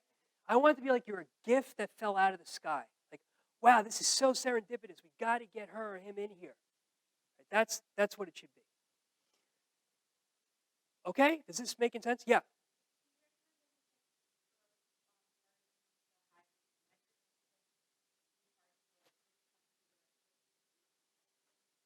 You're asking how to find the hiring manager, right? I have tons, but it's just like a whole other workshop. I mean, I'll just let me give you a couple of quick thoughts, okay? Just definitely use LinkedIn. There are lots of advanced people search filters on LinkedIn, okay? You should use them, okay? I have a whole book on LinkedIn. I didn't bring copies, but it's on Amazon. You can get it from my website. It talks about all that stuff. But you can also use maybe LinkedIn's free help features if you don't want to get the book. But use LinkedIn's features. In some cases, the website might be of help. Sometimes Googling might even be useful. Talk to people who might know people at the company, things like that. Yeah. Other questions about this letter? Okay, so let's look at another example. This is an example. By the way, this is an example. This is a personal example. It's in your handout. Okay. At one point, I was thinking of making a move from financial services to higher education. I want to give you the background here just to show you what's possible. I knew nobody in higher education. And what I did was I said, I don't know anybody. I'm from a different planet as far as they're concerned. So first I had to figure out how could I help them, given my financial services background. Why would they even care about me? So I first figured that out by talking to a couple of people in higher education. They said, Rob, you really can help them by doing this particular thing, by helping them, because I used to run database marketing groups. You can help them target likely donors. They all need that. So that became my pitch, to target likely donors. And so then I found people in different ways. LinkedIn, looking at the websites, on universities, what I was doing is targeting the number 2 people at every one of these universities I reached out to. I got meetings at I reached out to 12 different universities. I got meetings with every single person I reached out to. Using a letter like this. Now, I think this letter is a little long. If I was going to write it now, I'd shorten it. But even this long letter worked. Okay, you could probably tighten it up a little bit. But why did this work? First off, I focused on the value to them. I said things like, I believe that a university would find this experience valuable in helping to optimize fundraising contacts. Right? I put that right in there. Okay? Target enrollment prospects efficiently and improve retention. I even say, so what else did I? Okay, focus on the value to them. Even the subject line, open to discussing development fundraising at Ivy University. Any senior executive in a university, leader in a university is interested in fundraising and development. So I figured they would be interested. That's the value. They at least open it, right? I asked for just 20 minutes. Everybody's got 20 minutes somewhere on their calendar. I'm not saying I'll take you to lunch or make a whole big thing. They don't know me, right? This is a cold email. 20 minutes. They got 20 minutes somewhere. Okay. I tried to make it mutually beneficial. I said, what did I say? Given my many years of experience with data mining and data mart design, perhaps I could also share with you some knowledge that you would find useful for Ivy's fundraising efforts, right? I got meetings with everybody, I think because of that sentence, quite honestly, because I made it mutually beneficial. So I Had a powerful pitch, which we talked about with the bulleted accomplishments. Said I'm not asking for a job. In this case, I said I won't be expecting any openings. I literally said that I will not be expecting any openings. Okay? No reference to a resume. Showed appreciation. Right? That's why it worked. Okay? Even though this is a little bit long. So you can do this too. Right? You should be doing this. Okay? This is another client example. Right? You can read this on your own. Here's another one. You can read all these on your own. It's all the same stuff. It's the same idea. Different clients, same format, different job targets. They all worked. Okay. This was the same idea, but this was a referral, an introduction. So, referred by Helen Smith, RE, your company, right? Dear Susan, Helen, copied on this email, suggested I reach out to you because she knows of my analytic skills and interest in your work at BigCo. That's it. The rest of it's the same. The rest of it's the same idea. Okay? Now, you send an email like this, if you don't hear anything, remember, you got to think like a salesperson. What would a salesperson do? Would they just send the email and if they never hear back, would they just say forget it? What would they do? Anybody? How would they follow up? Phone call, another email? Agreed. Both, right? I totally agree. This, put on your salesperson hat, you'll know what to do. So a lot of times, one thing you could do is maybe forward the email after a few days, like 3 business days, and say, hi, X, thought I'd follow up on the email I sent a few days ago, see below. Would you have 20 minutes available to talk, right? And forward the email. Or you follow up with a phone call. What I would do is try calling before 9 or after 5 when they're more likely to be at their desks. So maybe you'll get them maybe before the administrative assistant gets in, so you don't have to deal with the gatekeeper. And sometimes you have to be persistent with calling. Now, I don't want you to leave 8 messages, right? That's like stalking, leave like 1 message. But try to call them and then maybe you'll get sick of calling and then give up, right? But try a few times. Try to get them, right? Or make friends with the admin and try to make it in the admin's interest to forward you, like saying, this will be really valuable to your boss, something like that. You got to have the script ready for if they answer, if the admin answers, or if you leave a voice message, right? That goes beyond the scope of what we still don't have the time to get into all that, like what the script should be. That's about your pitch. That's really another workshop, like your pitch workshop. Happy to do that next year sometime. Maybe I'll come back for that, okay? Here's what you don't want to do. Send me your resume and I'll forward it on, right? This is like, in other words, when you have friends, colleagues who say, listen, I really want to help you. Why don't you send me your resume and I'll forward it on to people in my network, people I work with. Maybe they need you. That almost never works. And the reason it never works is because you don't have the relationship with them, they do, and the chances there's an opening right at that moment are really small. You really want to do whatever you can to maintain control of the situation. You're the best, most of the time, you're the best salesperson for you. So what you want to do, if your friend generously says, I'll forward your resume on, send it to me, say, listen, I really appreciate that. That's really nice of you. I'm thinking, however, about the long term, about building relationships with these people, even if there's nothing open now. So I'd like to have a conversation regardless of whether or not there's a need now. Is it possible you could share their email address with me and I can email them directly saying I was referred by you? Or maybe you could email them and copy me on the email and I'll take it from there. Right? That's what you need to do. Take that extra step. You with me on this? It's important, okay? Okay. Now, once you get a meeting, I want to talk about how that meeting should go. Okay? The way that meeting should go is, say you get an informational meeting with someone. You got in, right? You ask for a 20-minute meeting with someone you don't know. They're like, sure, let's do it. Okay? What do? The first thing you want to do is remind them why you're there, because sometimes they don't even remember. Literally, they'll say, why are we here? I had that happen to me once. Why are we meeting? Luckily, I was ready, right?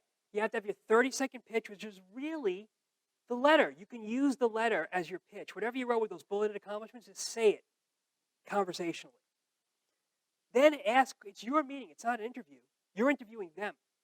Ask questions to understand how you can help them. And sometimes it will be apparent that you can't, or they're not interested in that. Then you switch, you pivot. That's like step 5, right? If it's not really about helping them, then you might show them, when I say marketing plan, your list of companies, the companies where you want to work, or organized by job target, and say, what do you think of this list of companies? They'll say, oh, I know somebody at American Express, or I know someone at Goldman Sachs, or I know someone at Montclair State University where you want to work. So and then you say, oh, really? Should I mention your name if I reach out to them, or what? So you can get an introduction, okay? And maybe you can get feedback.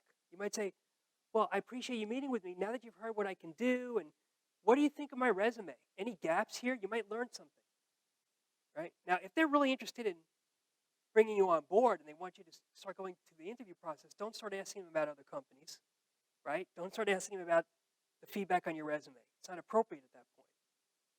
So you got to be careful with that, but see, it might be appropriate depending on their interest. Okay, now, if you were turned down for the job, the reason I'm bringing this up is because say you interviewed and it didn't work out, okay? You might be like, oh, what a waste of time. I just had 15 interviews with this company, and now they say no. Well, that's most people they interview with for that opening they're going to say no to. So the odds of you getting any individual job are small. So I don't want you to ever feel like it was a waste of time. What you need to do is build relationships and keep in touch with all those people you met with. Like they know you now, unless, of course, if you didn't get along with them or they don't think they liked you, that's different, right? But if they liked you, you had a good camaraderie, you had a good interpersonal connection, but they just chose someone else because of more experience or overqualified or underqualified or whatever, keep in touch, bring them into your network, connect with them on LinkedIn, ask them for a referral somewhere else. You should do this. I've had clients who, when they found out that they weren't getting the job, they called the hiring manager. They said, listen, I understand you're moving forward in a different direction. They were very gracious. They say, I wish you much success. Of course, I'm disappointed, but I hope the new hire works out really well for you and that you reach all your goals with the new hire. And then you say, and then the hiring manager's like, wow, this person's really nice. It's very nice for them to say that. Then you say, since we met, already and we built a little bit of a connection in the interview process, I'd like to keep in touch. And I also want to ask you if you can give me any feedback about my interview so that can help me going forward. You get feedback. Then you turn it into a networking meeting. Thanks for the feedback. Here are the companies I'm interested in. Anyone you suggest I talk to? Or is there anyone else you suggest I talk to at your company? Okay? So you want to bring them into your network. Okay? And the last thing I want to talk about in terms of specifically the networking aspect of this is keeping in touch. Okay? I tell clients to keep in touch, and they usually say, how? And I understand, because it's like, what do you say, right? It's actually way easier than probably most of you think it is to keep in touch. First off, in terms of how often you should keep in touch, right? If they're not in your field, 2 or 3 times a year, okay? Just keep in touch at a high level. So if they're not in your field, and you're not, if you're not, and if you're not actively looking for a job, if you're not in job search mode, that's what I mean, okay? If they're in your field and you're not in job search mode, at least once a month. If you're in job search mode, every 3 to 6 weeks. Everybody in your network, and remember that broad definition of your network, should be updated at least once every 6 weeks, okay? And how do you update them, right? Well, different ways, right? You can do in-person meetings, you can do calls, individual emails, larger meetings or gatherings, mass emails, LinkedIn updates. LinkedIn updates are great ways to keep in touch. Other social media posts. So what do you do? Here's some ideas about how to keep in touch, right? If you don't know what to say, right? Send them an article if there's a useful article. If it's not useful, don't send it to them, because then you'll just show them how you can hurt them, not how you can help them. Okay? You're wasting their time. But if you see something you read, hey, I saw this, I thought of you. Right? Great way to. Why do you want to keep in touch? You keep top of mind. You don't even have to say, have you heard anything? You don't want to put that out there, because that just sounds insecure. They know what you want, right? You can remind them you're still looking, but don't ask for anything. Just send them an article and then update them. Say, yeah, I'm still looking around. I took your advice. if I can help you in any way, by connecting you to people in my network, so please let me know. That's the kind of thing you want to say. Not, have you heard anything? Because it just sounds insecure and desperate. You don't need to. All right? Other things, another subject line you can use is additional thoughts. Since our meeting last month, I have some additional thoughts. Right? And say what those things are. Or just simply hello and update. Just thought I'd update you as it's been about a month since our last call. Thanks again for talking with me. Let's look at an example. Here's an example. Hi, Ben. Hope things are well with you and whatever. You had a great vacation or your kids are feeling better or whatever. Thanks again for meeting with me last month. Thought I would update you on how things are going with my career investigations. I met with Linda in the X department and also am reaching out to a couple of colleagues in the Association for Talent Development. The conversations have been interesting and may benefit my current role or set me up for future opportunities. If there's anything I can do for you, including introducing you to my network, please don't hesitate to ask. I look forward to talking with you again soon, right? So just remind them of what you're doing, about what your job target is, something like that. And that's all you need to do. That's enough. It's easy, okay? And sometimes you can do this as a mass email. You can update 100 people at once. Hi, all, subject, right? Hello and update. Hi, all. Thought I'd update you as you're all in, I consider you all in my close personal network on my effort, my job search efforts. Just give them an update. You don't have to say if you've heard anything. They know, right? You can keep in touch via LinkedIn using sharing an article or a photo, right? You looking at the homepage updates and sharing updates on that homepage. Now, contact management is very important. You have to have a way of tracking everybody in your network, okay? And a spreadsheet, just a spreadsheet. Very easy, right? Now, on that spreadsheet, in addition to the names and maybe the companies where they work and maybe a priority, you want to have, very important, these two fields, the next action and the date of next action. You want both of those fields on that spreadsheet. Everybody in your network should have a next action and a date of next action. So that way, otherwise they don't belong on that spreadsheet because everybody needs to be recontacted. Even if the next action is update them and then date of next action is 6 weeks from now. It's as simple as that. Does that make sense? Very important that you do that, right? Or you can use some kind of fancy contact management system. There are tons of them. I don't even want to recommend any to you, even though I did a couple here. There's just so many. Maybe you can recommend some to me afterwards if you know of any good ones. Now, I want to end on the strategy you want to employ for an active approach to the job search, right? For tapping into that hidden job market. So we just talked a lot about the techniques you should be using to reach out through your network or through contacting total strangers directly, right? I gave you the language to use, how to make a great impression, how to get a response. Now I want you to think about it in terms of a strategy. So your goal is to have a lot of meetings. It doesn't mean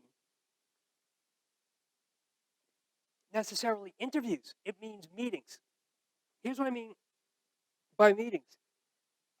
It could be interviews or just informational meetings with people in a position to hire you, okay? So let's get really specific. Stage 1 of an active search is to get the word out to your network. Remember I told you 200 people before? I'm challenging you to get the word out to at least 200 people in your network. And we talked about how to, yes.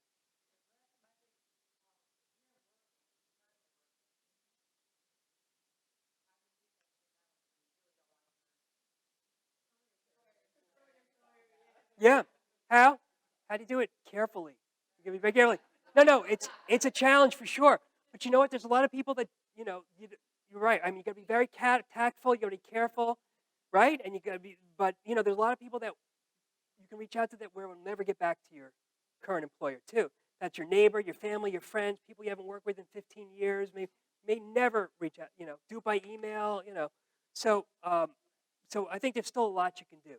Now, stage 2 is 6 to 10 things in the works. Now, here's what I mean by 6 to 10 things in the works. It means having meetings with at least 6 people in the works at any given time. Because it's a numbers game at the end of the day. Even if you're doing everything perfectly, you're communicating beautifully, your targets are clear, you're using the language that resonates, everything's perfect.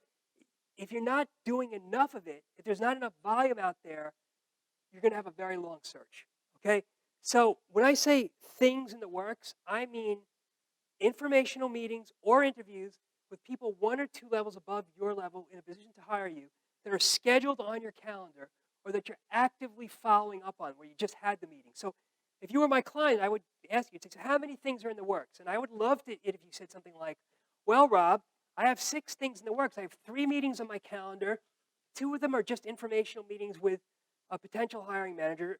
Another one's an actual interview. And I also have 3 meetings I'm actively following up on. One of them was an informational meeting that could lead to an interview, and 2 of them are actual interviews. That's great. Now you're playing the numbers game well enough. 5 of those 6 things are going to fall away through no fault of your own. 1 of those 6 things is going to work. That's the numbers game. Okay? Last thing I want to bring up, and then we'll be done, is to target enough potential. So if you're fishing in a sea with just one fish, and it's a big ocean, it's going to take you a really long time to catch one, right? You want to fish in a sea with a lot of fish, okay? So what I mean by that is whatever your job target is, you want to make sure there's enough potential positions that exist, whether open or filled, out there. So, and the rule of thumb I use with clients is 200. 200 potential positions that exist. So, let's take an example. So I had a client who was in a sort of remote part of the U.S. who was actually wanted to be a chief marketing officer in hedge funds. So there was only like 12 hedge funds in his area, 12 hedge funds that he would be able to work at. And there's only one role at each of those hedge funds, chief marketing officer. I think like 11 of the 12 are filled, right? That's a really long job search. That's like a 5-year job search if that's all he's targeting. Because there's just not enough potential positions out there, right? So how did he increase the number? He expanded geographically to some big cities where suddenly it was no problem anymore, right? So the geographically expanded. He also decided to not just go for chief marketing officer. He also became open to one level down as well, right? And different types of institutions too, not just hedge funds. That's how you expand the potential. So you want to think that way, right? So that's it. Why don't we take a couple more questions and then I'll just end. Any other questions? Yeah. Shaper? Never heard of it. What is it?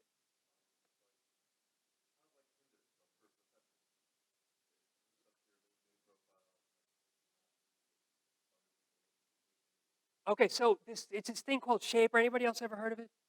All right. Let me just say there's a bunch of things like that. They look sort of LinkedIn-like. I'd be really careful about them. I don't know. There's a few. I don't know. I'd be very, very careful. It's some of the privacy things. Like I just make sure it's reputable. I really think LinkedIn has just cornered the market on that. I would just, given your valuable time, I probably would say forget about all those others and just focus on LinkedIn, right? Unless something really big is emerging that I am totally not aware of yet. I don't think there's anything like that yet. Okay, stick with LinkedIn. Yeah.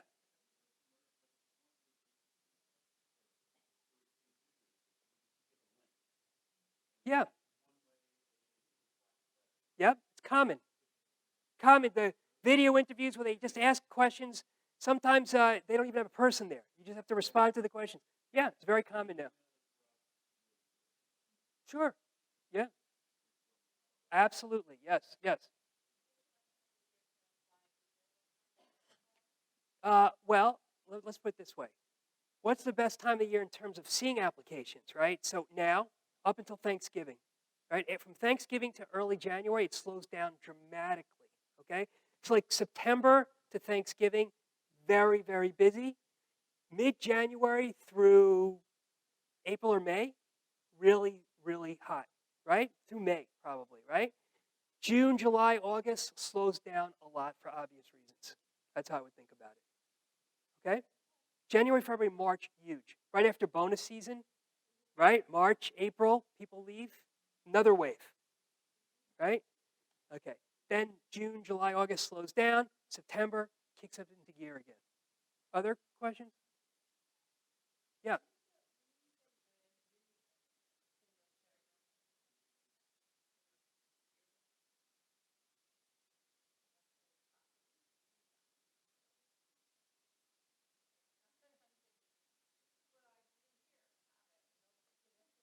Oh, you're saying when you go to an interview and Are you? Well, let me see if I understand. So you're saying you go to interviews and you have some things that you think are intellectual property that would impress them.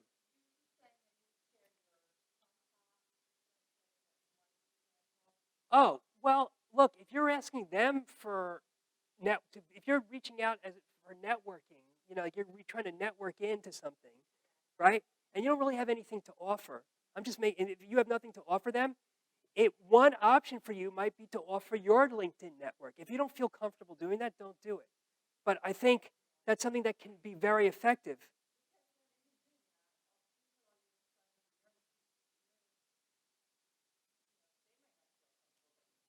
No, no, wait, no. What I mean by that is, what I mean by that is, they might look at your LinkedIn network and say, "Hey, can I?" You're not saying contact. You're not saying I'll introduce you to anybody you want. What you're saying is, I'll introduce you to select people if it makes sense for both of us. I'm offering to do that. That's what I mean by that. Maybe I wasn't clear. Sorry about that. Yeah. All right. Look, I think we're at 8. So February 12th, 6 o'clock, I'll be here again, turning interviews into offers. Here's my book. I don't have copies of these, but they're online. LinkedIn, Advanced LinkedIn and Peak Presentations. My email address is down here. You have it also on the handouts. I'll send you the slides. Give me a couple of days. It's been a pleasure sharing this with you. I really appreciated your thoughtful questions. Thank you.